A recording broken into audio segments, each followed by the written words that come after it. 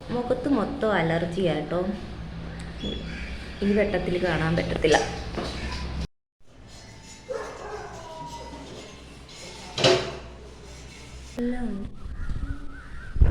ഇപ്പോൾ ഡോക്ടറെ പോയി കണ്ടിട്ട് വന്നതേ ഉള്ളൂ.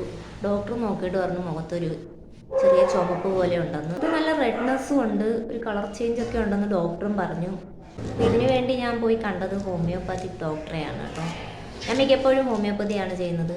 മിക്ക അസുഖങ്ങൾക്കും ഇതാണ് ഡോക്ടർ തന്ന മരുന്ന്. ഇതിൻ്റെ അകത്ത് 3 മരുന്നാണുള്ളത്. ഹോമിയോപ്പതി വർക്കാവാൻ കുറേ ടൈം പിടിക്കും. അതാണ് ഹോമിയോയുടെ ഒരു പ്രശ്നം. ചിലവർക്കൊക്കെ അതുകൊണ്ട് തന്നെ ഇഷ്ടമല്ല.